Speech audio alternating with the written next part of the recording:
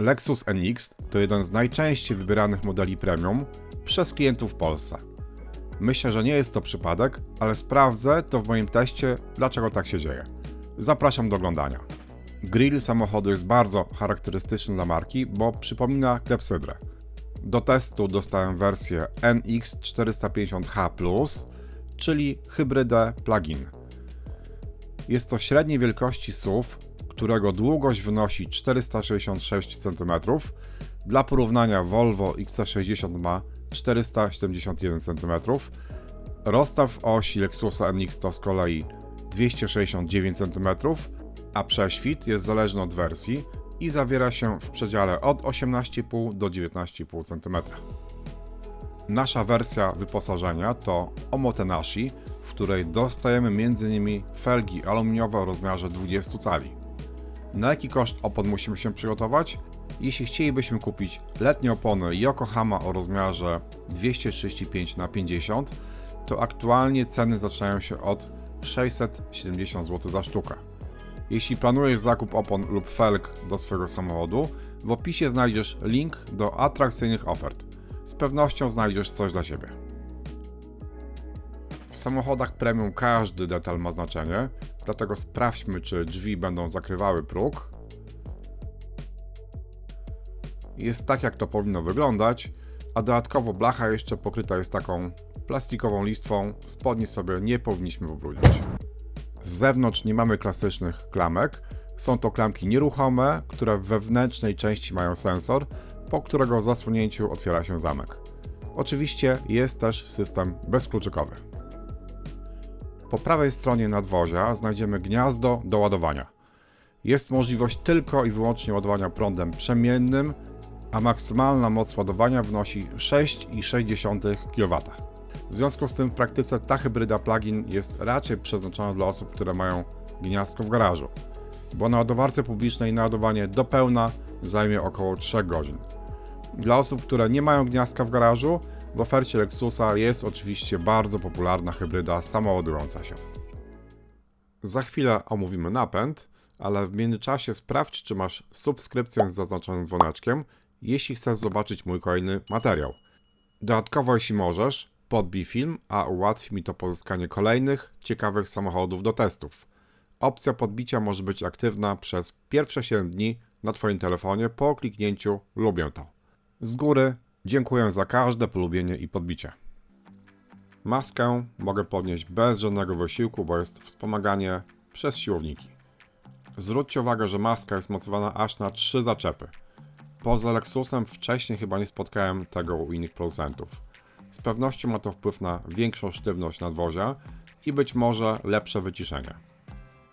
Układ hybrydowy składa się z 2,5-litrowego, 4-cylindrowego silnika benzynowego pracującego w cyklu Atkinsona o mocy 147 koni mechanicznych. Do tego w układzie są 2 silniki elektryczne, przedni o mocy 182 koni oraz tylny o mocy 54 koni. Jest też chwalona za niezawodność przekładnia bezstopniowa ECVT. Maksymalna moc całego układu hybrydowego wynosi 292 konie, a standardem w wariancie plug-in jest napęd na 4 koła. Katalogowe przyspieszenie do setki wynosi 6,4 sekundy i jak deklaruje producent, nawet przy rozładowanej baterii osiągi nie ulegają zmianie. Ja uzyskałem wynik o około pół sekundy gorszy, ale na oponach zimowych, z pasażerem na pokładzie oraz nie wyłączając systemu kontroli trakcji. Czyli w optymalnych warunkach katalogowy wynik jest prawdopodobnie do osiągnięcia. Sprawdziłem też elastyczność w zakresie 80-120 km/h i wyszło mi 4,74 sekundy. Na osiągi nie można z pewnością narzekać, mając na uwadze charakter i przeznaczenie auta nastawionego na komfort. Grubość lakieru na zewnętrznych elementach zawiera się z reguły między 120 a 140 mikronów. W filmie dla wspierających możecie się dowiedzieć, czy nadwozie jest ocynkowane, czy są elementy aluminiowe oraz jaka jest grubość lakieru na poszczególnych elementach. Odnośnik wyświetli się w górnej części ekranu. W testach zderzeniowych Lexus NX otrzymał najwyższą cenę 5 gwiazdek. W W poszczególnych kategoriach wynik wyglądał następująco. Ochrona dorosłych 83%, ochrona dzieci 87%, ochrona pieszych i rowerzystów 83%, system bezpieczeństwa 91%. Przedstawiam Wam tylko fragmenty testów Euro NCAP, ale w mojej ocenie na szczególne wyróżnienie zasługuje autonomiczny system hamowania i wykrywania pieszych oraz rowerzystów. Unikanie wypadku jest bardzo ważne, a te systemy zasługują na dużą pochwałę. Bardzo wysokie oceny Lexus NX otrzymał też w teście zdarzenia bocznego, z kolei tego typu wypadki są bardzo groźne. Zwykle klasę premium można już odróżnić od popularnych aut po bagażniku, oceniając jakość wykończenia oraz funkcjonalność. Zobaczymy, czy będzie tak w tym wypadku. Próg załadunkowy jest praktycznie równy z podłogą. Po prawej stronie mamy jeden taki stały haczyk, drugi haczyk jest rozkładany. Praktycznie cały bagażnik jest pokryty wykładziną, a pojemność w tym ustawieniu wynosi 545 litrów. Pamiętajmy, że jest to samochód z napędem hybrydowym. W tą pojemność nie jest wliczana przestrzeń, która jest pod podłogą bagażnika. Po lewej stronie jest również oświetlenie, tak jak po prawej stronie. Jest też rozkładany haczyk. Mamy tutaj też gniazdo 12V oraz również ten stały haczyk, który jest po prawej stronie. Dodatkowo jest jeszcze wnęka, która jest zabezpieczona siatką. Sprawdźmy w takim razie, jaka jest długość bagażnika. W standardowym ustawieniu długość bagażnika wynosi około 97 cm. Pod unoszoną podłogą mamy nie tylko schowki na drobiazgi, ale możemy tutaj też schować roletę. Zobaczcie, roleta jest rozkładana. Tak Lexus dba o najdrobniejsze szczegóły. Przy rozkładaniu i składaniu oparcia tylnej kanapy zwracam uwagę, czy będzie nam się przycinał pas bezpieczeństwa, czy musimy o niego specjalnie jakoś dbać. Tutaj nie musimy się o to martwić, nie ma możliwości, żeby go przyciąć. No to sprawdźmy w takim razie, jaka jest długość do oparcia fotela pasażera. Mamy tutaj praktycznie płaską podłogę, a długość wynosi 177 cm. Niewielką wagę można mieć do tego, że wykładzina, która jest na tylnej części oparcia kanapy, jest niedokładnie naciągnięta. Na koniec sprawdźmy, jak radzi sobie oświetlenie bagażnika. Mamy w bagażniku 3 punkty świetlne, z boku po obu stronach oraz jest też dioda na górnej klapie. Moim zdaniem działa to wszystko naprawdę dobrze, a jeszcze przy okazji pokażę Wam, w jaki sposób można sobie tutaj zrobić taką przegródkę w bagażniku. Wystarczy unieść część podłogi i mamy taką dodatkową przegródkę. Czy Waszym zdaniem bagażnik pasuje do samochodu premium? Jeśli tak, dajcie kciuk w górę. Dzięki. Sprawdźmy teraz, czy mamy podświetlenie podłoża przy otwieraniu drzwi. Jak widać, jest lampka, także wysiadając w ciemności widzimy, gdzie stawiamy stopę. Od razu powiem, że niestety w tylnych drzwiach tego podświetlenia nie ma. Mamy natomiast podświetlone klamki. Tutaj może tego tak dokładnie nie widać, ale w każdym razie klamki są podświetlone z przodu i z tyłu. Pasażerowie tylnej kanapy mają podświetloną klamkę i jest też dodatkowo podświetlenie ambientowe ulokowane na boku drzwi.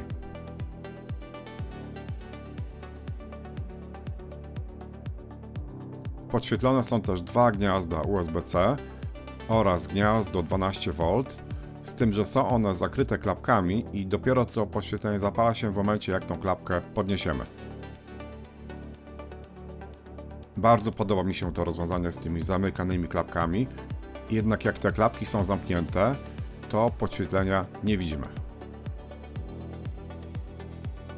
W naszej wersji wyposażenia skrajne miejsca na kanapie są podgrzewane.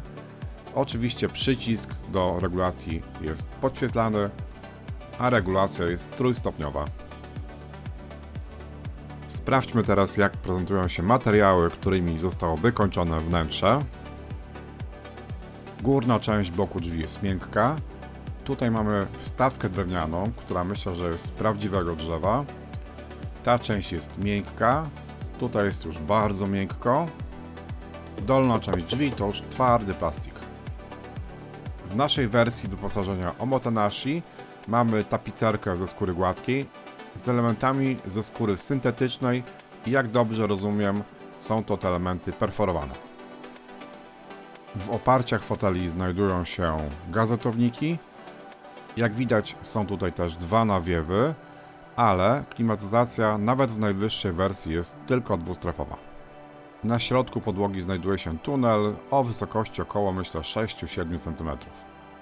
W bardzo ciekawy sposób, a dla mnie też wygodny, otwieramy drzwi, bo klamkę po prostu wciskamy, a po wciśnięciu zamek otwiera się elektrycznie. Drzwi można też otwierać w sposób tradycyjny, aczkolwiek w tym wypadku jest to otwieranie awaryjne poprzez cięgno. Sprawdźmy w takim razie, ile jest miejsca z tyłu, przy czym od razu uprzedzę, że fotel kierowcy jest ustawiony w tryb komfortowy, czyli jak wysiadam, fotel się po prostu odsuwa. Pomimo tego ilość miejsca jest na około 3 palce, czyli zakładam, że jak fotel będzie w normalnej pozycji, to będzie zapas około 5 palców. Z kolei nad głową przy wzroście 1,82 m mam taki zapas, więc myślę, że jest całkiem ok. Nie mogę też narzekać na ilość miejsca na stopy, mieszczą się one bez problemu pod fotelem kierowcy. Tak ogólnie podsumowując ilość miejsca z tyłu, może nadmiaru miejsca nie ma, ale jest tu wystarczająco, czy jest taki standard w tej klasie samochodów. Na tylnej kanapie mamy też do dyspozycji podłokietnik, w którym znajdują się dwa miejsca na kubki z wypustkami. Jestem już na przednim siedzeniu, żeby pokazać Wam, jak się prezentuje podświetlenie wnętrza. No to odpalmy na początek silnik. To czerwone podświetlenie, które widzicie, to jest oświetlenie ambientowe. Możemy je dowolnie regulować spośród 64 kolorów. Dostępne jest opcjonalnie od wersji Prestige. W naszej wersji jest oczywiście standardowe. Tym pokrętłem i jednocześnie przyciskiem możemy sobie ustawiać tryby jazdy. Doceniam, że taką funkcję mam pod ręką. Przy okazji zerknijcie, jak zmieniają się nam cyfrowe zegary w zależności od trybu jazdy. Nie mam żadnych uwag dotyczących podświetlenia przycisków, a tych przycisków fizycznych jest tutaj naprawdę sporo. Trzeba uznać to za duży plus, bo nie musimy wszystkiego klikać na ekranie. Podświetlony jest schowek pod miejscem na telefon, gdzie znajdziemy m.in. gniazda USB-C, natomiast schowek przed pasażerem niestety nie ma podświetlenia. W tym miejscu jestem niestety trochę zawiedziony. Podświetlona jest za to klamka do otwierania drzwi, podobnie jak jest to z tyłu.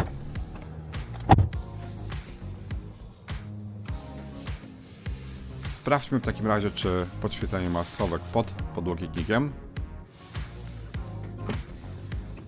Tak, tutaj mamy podświetlenie, także jest plus dla Lexusa. A na dodatek schowek możemy otwierać z obu stron, czyli od strony kierowcy i od strony pasażera. Lusterko wsteczne jest też w formie cyfrowej.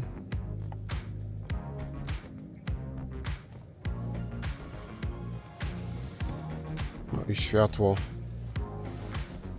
w osłonie tak wygląda. Jest od góry. Szkoda, że nie jest bezpośrednio w lusterku, ale za to osłona jest miękka. Bok przednich drzwi jest w zasadzie tak samo wykończony jak drzwi tylnych, czyli górna część jest miękka, środkowa bardzo miękka, natomiast dół jest już twardy.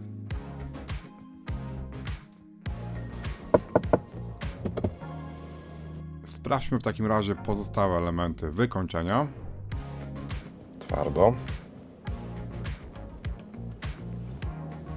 Miękko, miękko.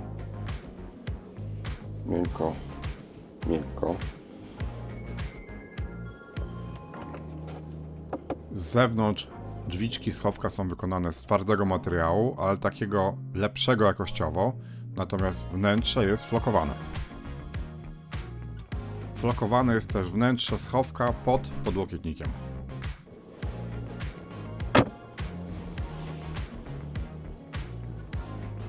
O tym rozwiązaniu już wcześniej wspominałem, ale muszę Wam to pokazać przy dziennym świetle. Zobaczcie, otwierając schowek, chowa nam się telefon i mamy dostęp w tym schowku do gniazd USB-C oraz gniazda 12V. Kolejnym rozwiązaniem premium jest elektrycznie regulowana kierownica. Bardzo podoba mi się, że ustawiając sobie fotel komfortowy, możemy ustawić, że kierownica nam się na przykład tylko wysuwa i wsuwa, bądź tylko podnosi i opuszcza, bądź to i to. Jak wcześniej wspominałem, Lexus NX w wersji plug-in jest raczej przeznaczony dla osób, które mają gniazdko do ładowania w garażu lub w pracy, bo na ładowarce publicznej ładowanie zajmuje sporo czasu.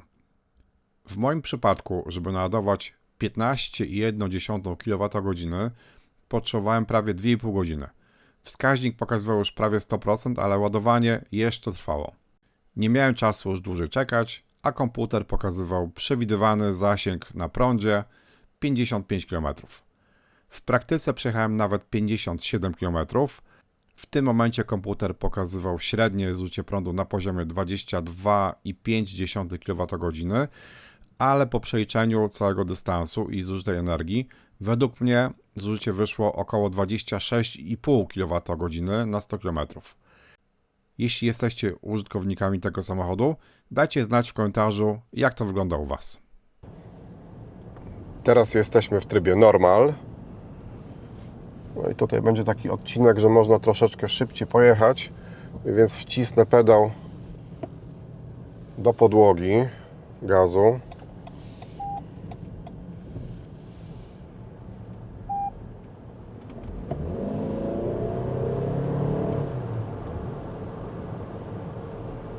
Taki to dźwięk jest przy przyspieszaniu.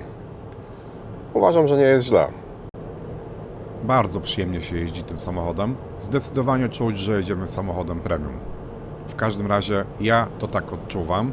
Fotele są bardzo wygodne, mają duży zakres regulacji, także myślę, że większość osób powinno znaleźć swoją pozycję, w której będzie się dobrze czuła. A jak wypada spalanie paliwa w mieście? Zobaczmy. Zrobiłem zrzuty z aplikacji, na których widzicie przejechany dystans oraz zużycie paliwa przy rozładowanym akumulatorze trakcyjnym.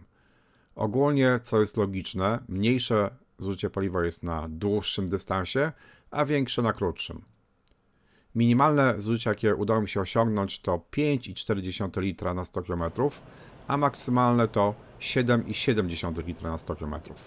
Uśredniając to na moim przykładzie, możemy się spodziewać spalania w granicach 6,5-7 litrów na 100 km w warunkach miejskich. Moim zdaniem jest to bardzo umiarkowany wynik jak na SUV o mocy prawie 300 koni i napędzie na 4 koła, tym bardziej, że plug-in powinien być doładowywany prądem z zewnątrz i raczej niewiele jeździć na rozładowanej baterii. Jeśli nie mamy możliwości regularnie ładować samochodu, warto raczej wybrać NX-a 350H, czyli hybrydę samoładującą się. Tutaj jadę akurat drogą ekspresową, ale sprawdziłem zużycie paliwa z rozładowanym akumulatorem na autostradzie. Przy średniej prędkości 124 km/h spalanie wyszło 9,1 litra na 100 km. Jak widzieliście, przy tej prędkości w 97% napęd zapewnia silnik spalinowy. W większości dystansu jechałem z prędkością 120 km/h, ale przy wyprzedzaniu oczywiście przyspieszałem do 140. Prowadzenie Lexusa NX jest komfortowe i pewne, pomimo dość sporej masy. Przy gwałtownym przyspieszaniu silnik wchodzi oczywiście na bardzo wysokie obroty, co nie jest zbyt przyjemne dla ucha, ale w praktyce zbyt często nie wciskamy gazu w podłogę. Przy prędkości 90 km na godzinę na zimowych oponach pomiar wykazał zaledwie 62 dB. Wynik zdecydowanie pasuje do samochodu premium. Z kolei przy prędkości 120 km na godzinę sonometr pokazał zaledwie 66-67 dB. Tutaj kolejny raz muszę pochwalić Lexusa. Jesteś ciekawy, jak wygląda aktualny cennik? Już do tego przechodzimy, ale w międzyczasie, jeśli możesz, pamiętaj o kciuku w górę i podbiciu filmu. Jest to dla mnie bardzo ważne. Obecnie na większość wersji mamy ceny promocyjne. Lexus NX 350h dostępny jest już od niecałych 210 000 złotych. A jest to dobrze wyposażona wersja. Żeby stać się posiadaczem NX-a z testowanym napędem plug-in w najbogatszej wersji Omotenashi, musimy przeznaczyć 312 000 złotych. Muszę przyznać, że po tym teście, w mojej ocenie, Lexus NX warty jest swojej ceny. Wszystkich zalet tego samochodu nie da się pokazać w filmie, który trwa 20 kilka minut. Ale muszę Wam pokazać kamerę 360, która posiada spryskiwacz tylnej kamery. Na pewno jeżdżąc w warunkach zimowych mieliście brudną kamerę cofania, a tutaj zupełnie nie musimy się martwić o warunki drogowe. Od wersji Prestige w górę możemy mieć dynamiczne, adaptacyjne światła drogowe. W naszej wersji są w standardzie. Moim zdaniem te światła się spisują doskonale, ale ocencie sami. Ja tymczasem dziękuję za oglądanie. Mam nadzieję, że film Ci się podobał, a jeśli chcesz zobaczyć mój kolejny materiał, nie zapomnij o subskrypcji. Do zobaczenia przy kolejnym teście. Cześć!